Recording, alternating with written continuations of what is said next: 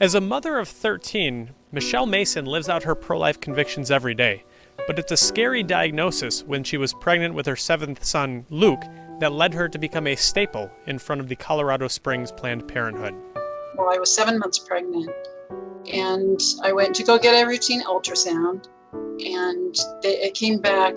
They said I had CCAM, that he had CCAM, which I don't know, I can't remember the big long name for it, but basically it's cysts in his lung, and they didn't know if he would survive when he was born. Michele spent the rest of her pregnancy praying for the best, but preparing for the worst. I didn't want him to be born because I knew that he might die. It made me realize how precious every single second of life is. Thanks be to God, Luke survived birth. And when he was born, he let out this big cry.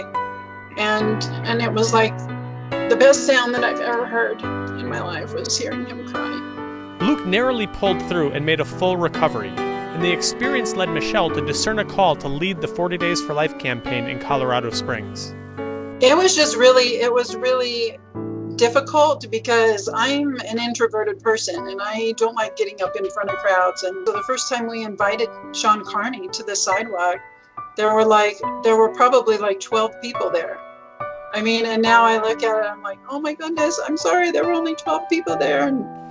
But even with humble beginnings, the vigil bore immediate fruit as the sidewalk presence led pro-lifers to acquire the building across the street from Planned Parenthood. Under Michele's leadership, God used the Colorado Springs 40 Days for Life campaign to save babies and transform the community. And then, tragedy struck. And we begin tonight with breaking news in Colorado Springs. A shooter armed with a long gun opened fire at a Planned Parenthood clinic, injuring at least 11 people. The shooting killed 3 people and injured 9 more, stacking violence on top of senseless violence. Michele and her team took a campaign off, and when they returned to the sidewalk, the struggle to recruit volunteers led Michele to consider scaling back their efforts. But Michele refused to let violence or discouragement have the last word. She launched a year-round sidewalk counseling program and expanded her vigil to 24 hours a day.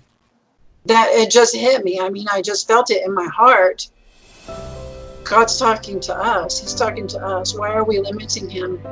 And so we decided right then and there, we're going to do 24/7. We're going to do all night, all day for 40 days. After you and I met in Phoenix at the Leader Symposium and you saw a couple of knuckleheads on a video from Green Bay in the snow, you said, hey, we're going to make our vigil in a 24-hour vigil. I just stand in awe of that. Participation skyrocketed as the community responded to Michele's challenge, and God refused to let himself be outdone in generosity. We know of 28 babies in the last 12 years who have been saved from abortion. And also we know of an abortion worker who quit. She just burst into tears and she said, I didn't realize how kind, I didn't realize how caring that you guys really, really are. And so she quit. Michele's success is proof that with God, all things truly are possible. I wish there were hundreds of people out there praying and all that. And whenever I think that, I think, we don't need hundreds of people. We just need one very, very faithful person, 2 very, very faithful people for each hour. Thank you, Michele, for being that one person, and congratulations on receiving the 2020 40 Days for Life Leadership Award.